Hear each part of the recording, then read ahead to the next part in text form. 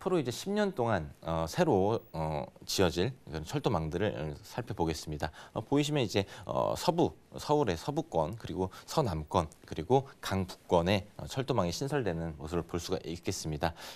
기존에 이제 서남권, 서부권, 강북권 같은 경우가 대체적으로 다른 지역보다는 조금 철도망에 없는 그런 지역이었기 때문에 이 지역에 새로 철도망들이 생기면서 이 지역의 어떤 부동산의 호재로도 다가올 수 있는 그런 철도망 개발이라고 할 수가 있겠는데요. 앞으로 이제 10년 동안 10년 동안 꾸준하게 개발을 하는 그런 계획이기 때문에 이 계획들이 굉장히 장기적으로 바라봐야 되는 그런 철도망 계획이라고 보시면 되겠습니다.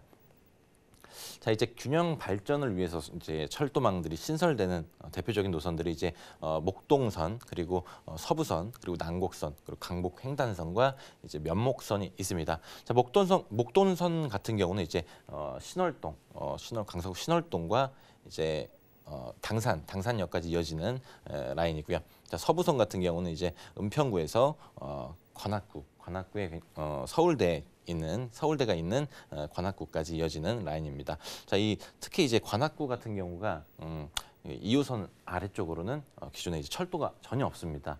그렇기 때문에 이 관악구에 새로 철도가 생기는 그런 굉장히 지역 호재로 다가올 수 있는 난곡선 그리고 신림선, 서부선 이런 개발이 되겠습니다. 이제 신림선 같은 경우는 지금 한창 공사 중인데요. 2022년 정도면 개통을 합니다. 그렇기 때문에 가장 신림선 같은 경우는 가장 빠른 노선이 되겠다라고 말씀드리고요. 자, 그리고 강북 횡단선 같은 경우는 기존에 없던 강북 지역의 어떤 철도망이 생기면서 강북으로 청량리까지 이어집니다. 청량리까지 이어지는 이 강북 횡단선이 또 지역 호재로 또 작용할 수 있는 부분이 있고요.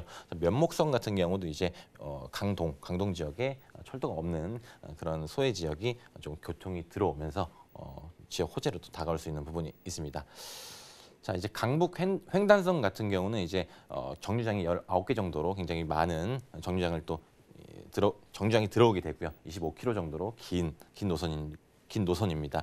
그렇기 때문에 이제 목동부터 청량리까지 이어지고 있습니다. 그렇기 때문에 이제 강북, 은평구 그리고 양천구 그리고 이 청량리 부근까지 이어지는 라인이기 때문에 이 일대의 부동산 흐름들을 좀 주목해 보시면 어떨까 이렇게 말씀드리고요.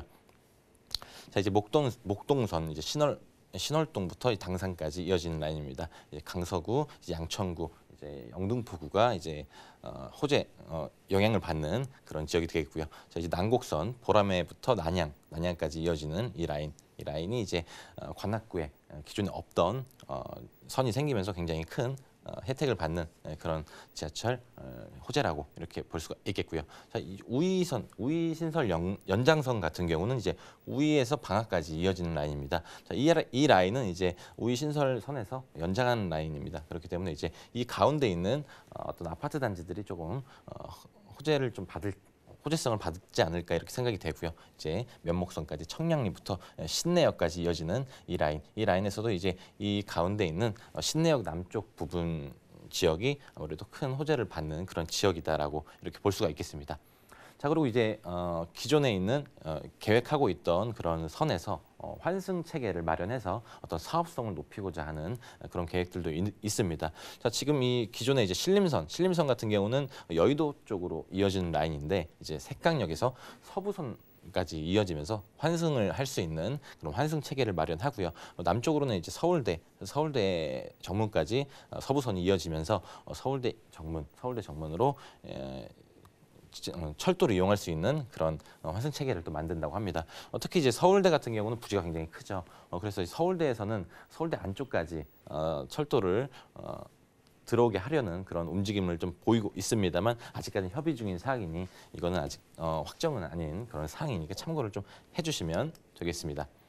자, 그리고 이제 9호선 4단계 이제 강일에서 미사까지 연장하는 이런 계획도 갖고 있습니다만 지금 이 사업 자체도 굉장히 좀 길게 10년 정도는 봐야 되는 그런 9호선 4단계 추가 연장 사업이다라고 말씀드리고요.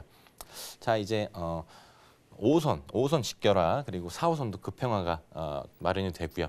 광복 횡단선 서부선도 이제 급행화로 굉장히 짧은 시간 안에 먼 거리를 갈 수 있도록 이런 체계를 만들어 내고요. 특히 이제 5호선 직결화 같은 경우는 5호선 같은 경우는 이제 양쪽으로 이제 흩어지는 그런 라인 이제 마천역과 상일동역으로 이어지는 라인인데 이 직결화를 통해서 이 위쪽에 있는 지역 주민들 같은 경우는 이제 9호선이라든지 3호선을 이용하기 굉장히 편리한 그런 직결화 사업이다라고 말씀드리겠습니다.